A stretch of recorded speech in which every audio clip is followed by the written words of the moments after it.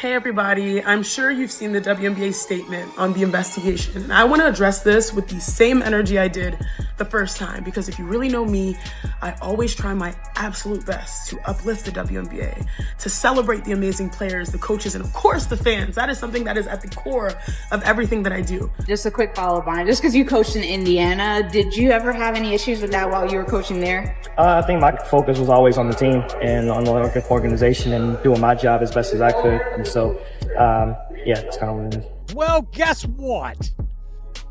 The WNBA, which believed Angel Reese and whatever she thought she heard, hook, line, and sinker, with no regards for the new WNBA fans, which now, by the way, greatly outnumbered the old ones. And you old fans, you ones accusing us of racism and all that, y'all just took an L, and a big one. It's definitely a sensitive situation when claims are brought forward without corroborating evidence. Often, such circumstances can lead to discussions about the importance of gathering proof and differing perspectives on interactions at public events.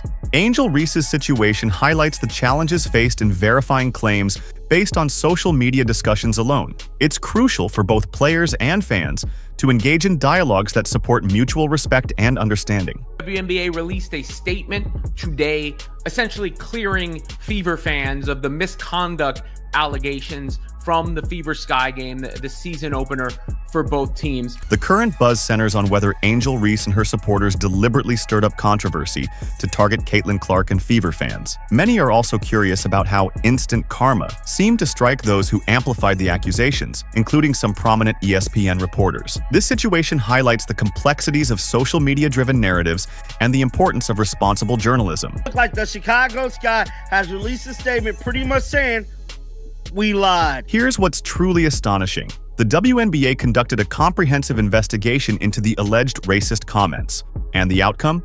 Zero evidence was found. On May 18th, official league statements emphasized the condemnation of hate and discrimination, implying that a serious incident occurred at Gainbridge Fieldhouse during the Fever vs. Sky game. They used strong, impactful language about racism having no place in the league or society. The Indiana Fever quickly responded, issuing their own statement confirming their cooperation with the investigation and reaffirming their dedication to ensuring a safe and inclusive environment for everyone involved.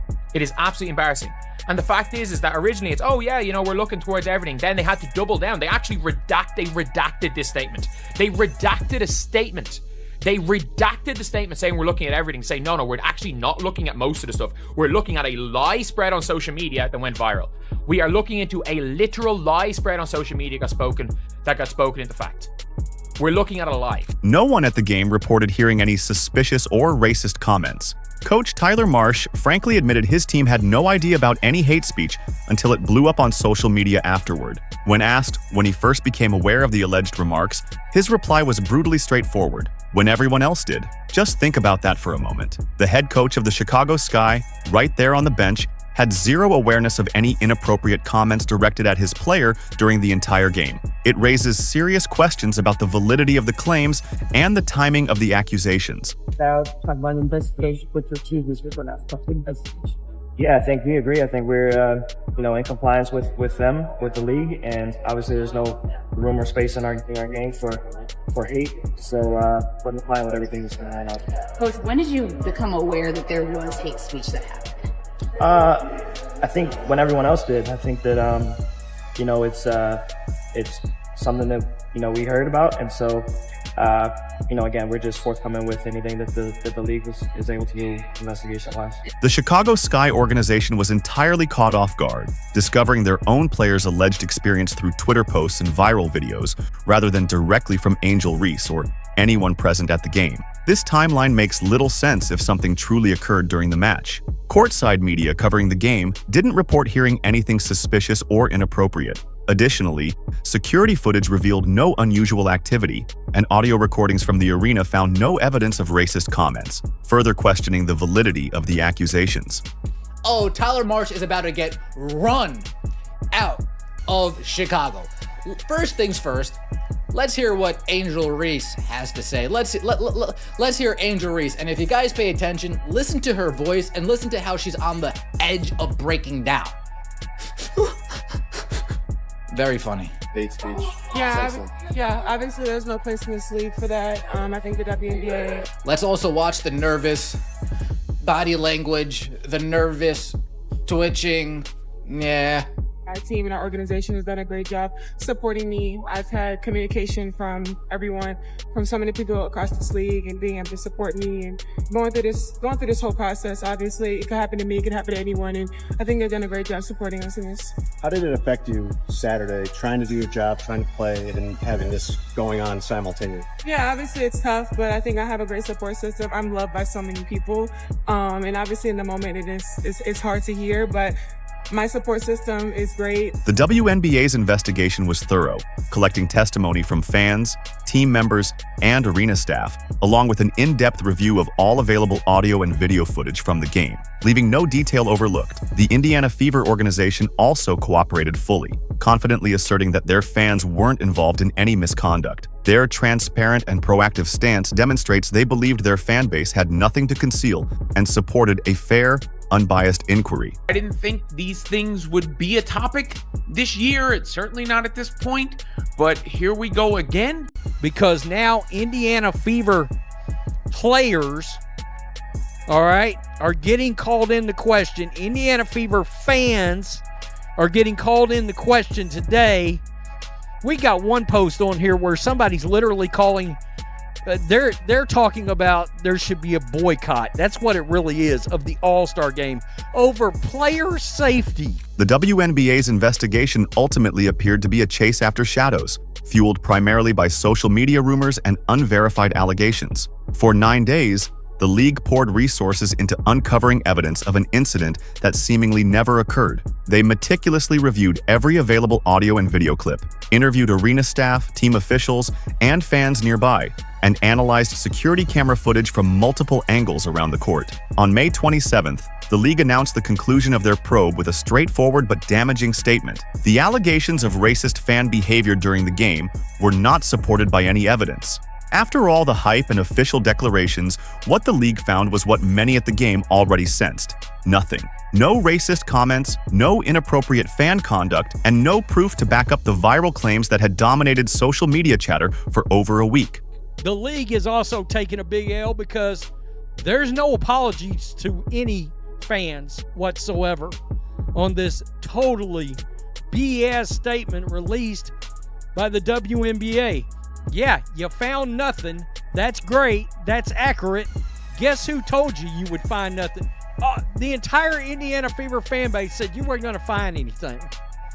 But this league that has never turned a profit decided to accuse their own fans. This entire episode highlighted how rapidly false narratives can escalate in today's social media-driven world. The WNBA was compelled to conduct a full investigation based solely on online chatter and unverified social media posts. Meanwhile, those who were physically present at Gainbridge Fieldhouse from the start knew the truth. There was no incident. The stark disconnect between reality and the online hysteria couldn't be more clear. Angel Reese's credibility has taken a significant blow, and anyone who amplified these baseless allegations without evidence should seriously reflect on their contribution to spreading misinformation. It's a stark reminder of the power and danger of social media as a tool for truth and falsehood alike. So I do appreciate them following up and clearing the air. However, the air should have never been dirty in the first place. This story put a stain on the start of the WNBA season. There was no question about it.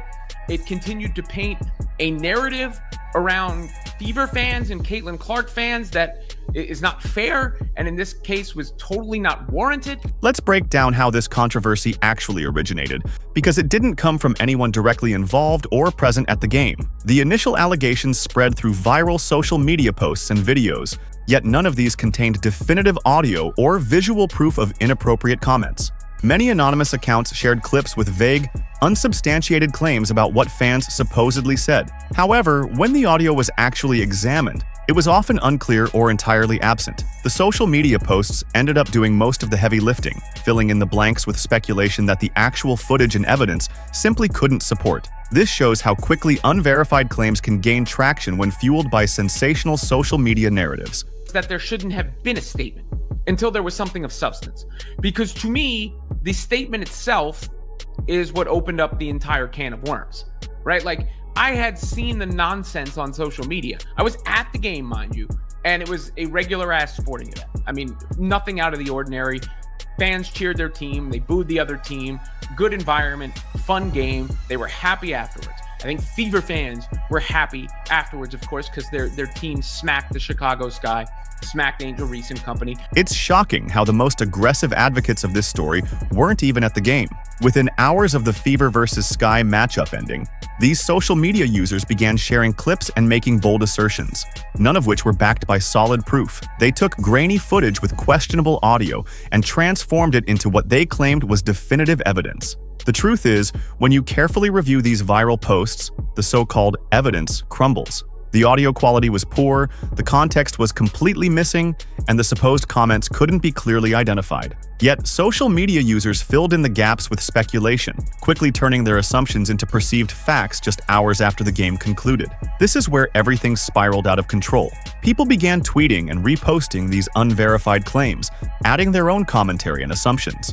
Each share layered more certainty onto stories that, at their core, were unproven. Through relentless repetition across platforms, the original claims almost took on a life of their own, becoming accepted as gospel despite lacking any real evidence. The league's response just coming out right away and getting that investigation going. Yeah, obviously, like I said, they understand that this is the priority. Obviously, there's no place for this, and they preach. I think 2 days before they put out no hate, no speech.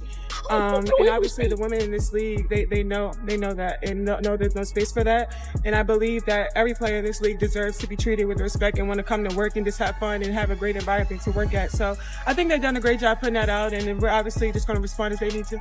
Were you able to? Damn, I really wish Angel Reese would talk and step up about all of her fans calling people all these nasty names.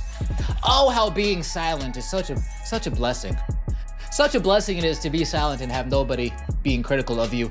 The Chicago Sky's PR team aggravated the situation by restricting press access and limiting follow-up questions from reporters seeking clarity. When journalists tried to delve deeper into the incident, Sky PR personnel would abruptly shut down the conversation. One reporter, attempting to explore the flagrant foul discussion, was cut off with, "She already answered this question," effectively preventing any further clarification. This tight control over the media seemed suspicious, and only intensified suspicions about what truly happened. Meanwhile, those present courtside, media members, game officials, team staff, and fans sitting in premium seats, remained curiously quiet about hearing any inappropriate comments. If anyone would have been in a position to witness or hear racist remarks, it would have been them.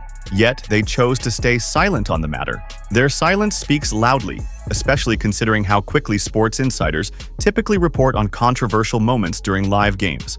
This lack of evidence and eyewitness testimony only deepens the doubts about the validity of the allegations. But the telling admission is, we found out, or I found out when everyone else did. When did you become aware? When everyone else did. What does that indicate? That the Sky did not know or did not hear anything in real time or see anything in real time. So that makes the Sky, that makes the Fever, that makes me, that makes everyone I talked to who was in the arena, everyone else who has spoken from the arena. The viral spread of these claims created a powerful echo chamber where unverified information was treated as absolute fact. Twitter, Instagram, and TikTok turned into hotspots for spreading misinformation, with users competing to outdo each other with the most sensational and outrageous takes. The platform algorithms favored engagement, giving the most inflammatory and provocative posts the highest visibility. Anyone who questioned the evidence or asked for proof was swiftly silenced, drowned out by the mob mentality that had taken over the conversation. This cycle fueled the hysteria, making it even harder to discern truth from fiction. No cameras, no cell phones. So far, no nothing to substantiate the alleged hateful fan comments or fan misconduct, or however you want to label it. Which makes me question mightily what the investigation is based on. And I would love to hear on the record what the investigation is based on, because based on all the information we have, the leading theory has to be it's based on the social media nonsense. Coach Tyler Marsh's candid admission that he only learned of the allegations when everyone else did effectively dismantles the story that something clearly and blatantly happened during the game. If racist comments had been loud enough and obvious enough to traumatize a player, the coaching staff, sitting right there on the bench, would almost certainly have heard them. Marsh's statement confirms that even those closest to Angel Reese had no awareness of any inappropriate behavior until the social media buzz brought it to light. This undermines the validity of the initial claims and raises serious questions about what, if anything, actually occurred during the game. Just a quick follow-up on it. Just because you coached in Indiana, did you ever have any issues with that while you were coaching there? I think my focus was always on the team and on the organization and doing my job as best as I could. And so, yeah, that's kind of what it is. Were you learning this throughout the game or just at that moment? Oh, I was concentrated on our team and what we were doing game plan wise against Indiana. So. What we're witnessing is a classic example of social media fabricating a controversy from thin air. The gap between what actually happened at Gainbridge Fieldhouse and what spiraled online couldn't be more clear. This pattern underscores the importance of skepticism toward viral claims that lack solid, verifiable evidence. Recall when Angel Reese was criticizing Caitlin Clark's fans for being toxic and hostile? Ironically, this entire situation has now backfired dramatically. Reese spent months accusing Clark's supporters of creating a hostile environment and contributing to a negative culture in women's basketball.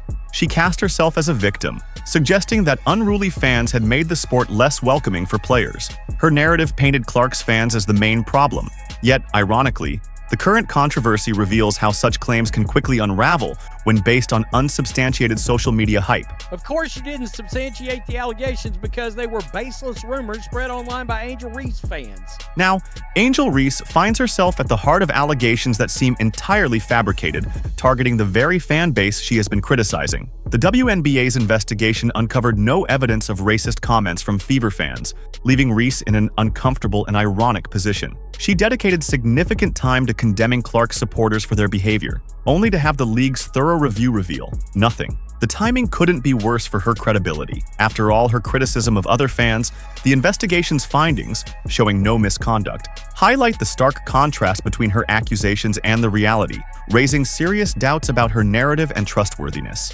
The Chicago Sky has to admit, once again, Angel lied. I'm sorry, bruh. It looked like she lied, and her team members might have lied, just like Tyler Marsh said, bruh. He didn't hear nothing until we heard it, bro. So if there was something going on to where it was racism involved, he would have heard it first. He'd have coached the damn team, man. And for him not to hear nothing, looking spooky in Chicago today, bro. I ain't lying, dog. The controversy deepens when you consider that Angel Reese reportedly reshared a TikTok video mocking Caitlin Clark. The video featured multiple images of Reese alongside a shot of Clark after her flagrant foul on Reese, accompanied by the caption, "White girl running from the fade." This act was widely viewed as provocative, intensifying the rivalry between the players. Ironically, while Reese was criticizing and condemning toxic behavior from Clark's fans and others, she was allegedly involved in her own questionable social media activity targeting Clark directly. This contradiction only adds layers to the ongoing debate about accountability, behavior, and the boundaries of rivalry in the sport. Here, again, hell, I thought it was fake originally, and I guess it's not. I mean, it's crazy. White girl running from the fade. There's Angel Reese right there. There's, of course, Caitlin Clark doing the responsible thing, not wanting to tank her public relations, like Angel Reese walking away after the take foul the other night, or the other day against the Chicago Sky. The irony is striking. Someone who condemned manufactured drama ended up becoming the catalyst for one of the season's biggest fabrications. Reese's past accusations that Clark fans were problematic now appear to be projections, especially considering the demands of the eventual investigation. She spent months accusing others of fostering a hostile environment, yet she may have unknowingly contributed to the very hostility she publicly opposed. Her supporters on social media quickly amplified these unverified claims, fostering an environment that echoed the hostility Reese claimed to fight against. Without waiting for any concrete evidence, they shared inflammatory posts, jumped to conclusions, and fueled a mob mentality around accusations that were ultimately unsubstantiated. This entire saga exposes a clear double standard, one where accusations are accepted and celebrated without proof, while genuine accountability and skepticism are dismissed. It's a stark reminder of how social media can distort perceptions and amplify biases when unverified claims go unchecked. Chicago Sky released this statement. We appreciate the quick action by the league and the Indiana Fever to take this matter seriously and to investigate it. This process demonstrates the league's strong stance on stopping hate at all WNBA games and events, and we will continue to support those efforts. Adam Fox, Chicago Sky president, has released a statement, and as y'all can see here, man, they got to give credit to what credit is due, and I'm just interested to see. Let's just see the comments to see what some of these Chicago Sky fans said. One fan said you should have probably included in here that the claims was unsubstantial. Your players spoke on them as if they was facts. You are a truly shameful organization. This doesn't say the claim is false and unsubstantial. No apologies for all the rumors this started and how people treated the Fever organization. Admin turns off comments and delete all response. Y'all need to apologize. This is crazy. Grow a backbone, bro. So it looked like, yeah, dog. I mean, it's a lot of. The Chicago Sky organization was forced to issue damage control statements, all while attempting to defend a player who might have played a role in fueling false allegations. Team management found themselves in a nearly impossible position, balancing support for Reese with the reality of the unsubstantiated claims and the mounting fallout. Their carefully worded statements hinted that they recognized early on that the situation was problematic, even if they couldn't directly admit it at the time. ESPN personalities who initially backed Reese's narrative had to dramatically reverse course as the facts came to light. During a discussion about the investigation, Chiny Ogumiki remarked, "Hey everybody, I'm sure you've seen the WNBA statement on the investigation, and I want to address this with the same energy I did the first time, because if you really know me, I always try my absolute best to uplift the WNBA, to celebrate the amazing players, the coaches, and of course the fans. That is something that is at the core of everything that I do. But if you know me, you know I'm not afraid to say I can do better. I am sorry that my message was in the heat of the moment, because when I initially spoke on the topic, it really came from a place of care. It was based on firsthand conversations with people very close to the situation who raised real concerns, and they told me what they had experienced. And I felt like it was important and it was necessary to acknowledge those allegations and also voice those experiences. Now, in the process, however, I totally recognize that it may have impacted fans in a way that I did not intend, and I am sorry. This apology came only after the WNBA's findings were made public. Watching ESPN hosts backtrack in real time was certainly uncomfortable and perhaps even painful to witness. It highlighted how quickly narratives can shift once the truth is revealed, and underscored the importance of awaiting verified information before forming or publicly supporting conclusions. I'm also happy that the WNBA treated the matter with the utmost seriousness, followed through with the investigation, and I understand that having a platform comes with a responsibility, and I do not take that lightly. So as our league continues to grow, I am going to grow with it. And I am so committed to be better in how I share perspectives and grow alongside the game that I truly love and adore. I mean, some of my favorite memories as a pro was playing in Indiana, and I truly believe that WNBA, we have the most passionate fans, and I'm grateful for our community. I hope you know that's who I am. All right. Love you guys. Thank you. Reese's credibility has taken a significant blow, and her earlier criticisms of Clark's fan base now seem hypocritical and baseless. This entire ordeal raises troubling questions about whether Reese and her supporters are the ones fueling hostility in women's basketball. The investigation's findings suggest that those complaining about toxic behavior might actually be contributing to it. This case underscores the need for concrete evidence before reputations are destroyed and divisions are sown within the sport. The WNBA's thorough review found no proof supporting the false allegations.